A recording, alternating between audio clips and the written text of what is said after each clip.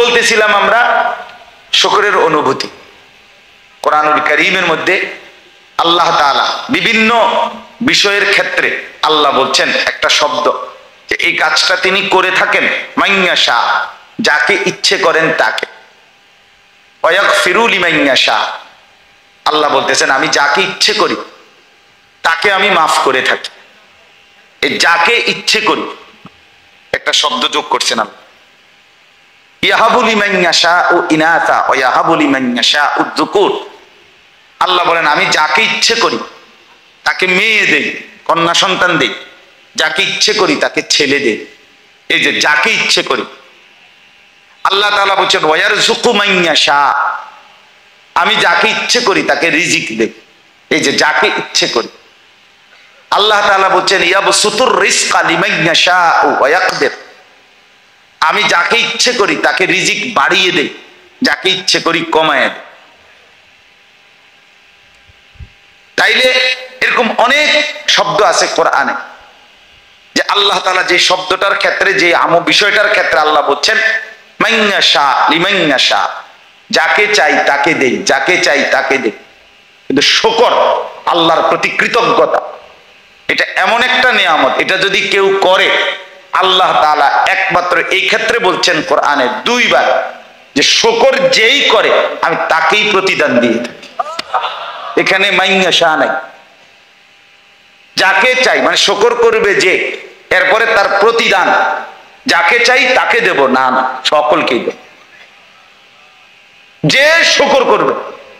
ওয়াসায়াজজিল্লাহু শাকিরিন, আল্লাহ তাআলা বলেন অবশ্যই আল্লাহ তাআলা শুকর আদায়কারীকে বিনিময় দিয়ে থাকেন। এখানে কি নাই, যাকে চাই এই কথাটা, সকলকে। ওয়াসানাজিজিশ শাকিরিন, এটা আরেকটা আয়াতের অংশ। ওয়াসানাজিজিশ শাকিরিন, আমি আল্লাহ তাআলা অবশ্যই শুকরকারীকে বিনিময় দেব।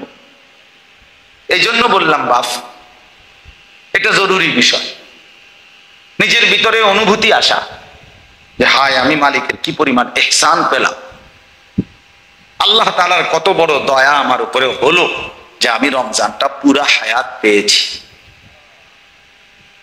রমজানটা আমি সুস্থ ছিলাম, অসুস্থতার কারণে, পেরেশানির কারণে, বিপদ মুসিবতের কারণে আমার রোজা ছুটে নাই, আমি ইবাদতের তৌফিক পেয়েছি, দাঁড়াইতে পারছি, তারাবি পড়তে পারছি, ইফতার খেতে পারলাম, সাহরি খাইতে পারলাম। আমি সবে কদর বেজর রাত্রিগুলোতে কিছুটা জাগতে পেরেছি, আল্লাহর ঘর মসজিদে ইতিকাফ করতে পারলাম।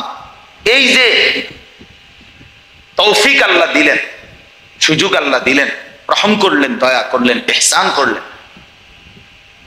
এইটা যদি আমরা বুঝি, উপলব্ধি করি হৃদয়ে, তো আমাদের মধ্যে উপলব্ধি করলেই আমাদের থেকে যেটা প্রকাশ পাবে, উপলব্ধি করলে যে আচরণটা আমাদের থেকে প্রকাশ পাবে, সেটার নামই হচ্ছে শুকর।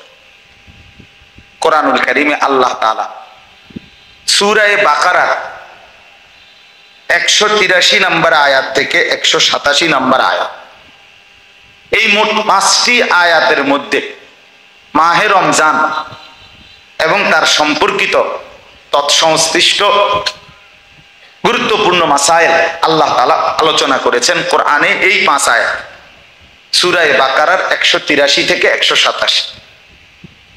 তো এখানে আল্লাহ তাআলা 3টা কথা বলছেন এই 5টা আয়াতের মধ্যে। এই মাহে রমজানে আল্লাহ তাআলার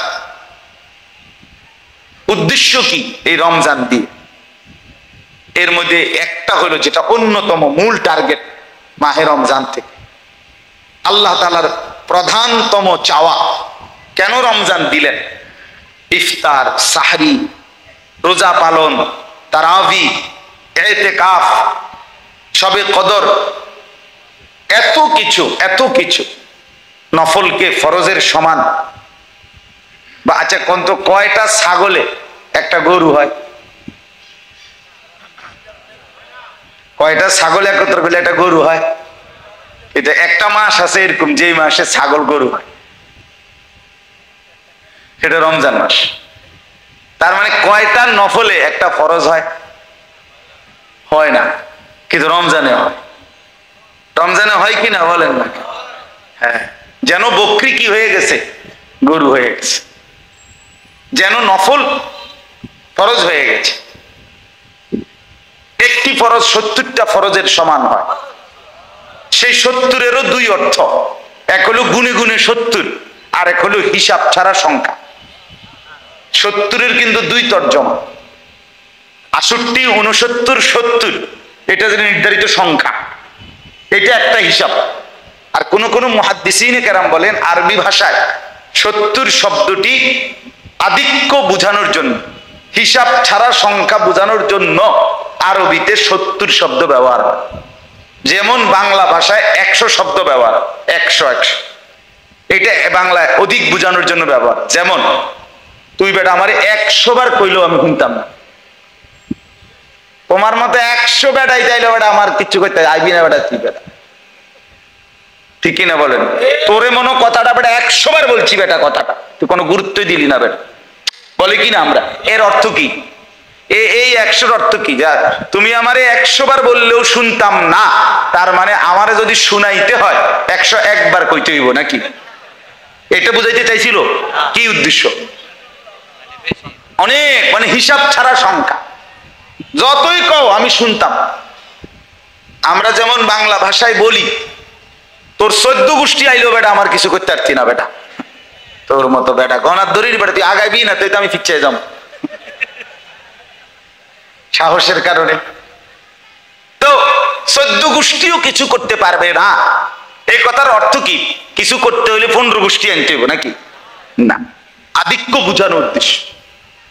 ঠিক আরবি ভাষায় 70 এই শব্দটা আধিক্য বোঝা, হিসাব ছাড়া সংখ্যা।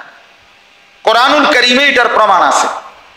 কোরআনুল কারীমে মুনাফিকদের ব্যাপারে আল্লাহ তাআলা স্পষ্ট নবীকে বলছেন, ইন তাস্তাগফির লাহুম 70 মাররা ফালান ইয়াগফিরাল্লাহু লাহুম।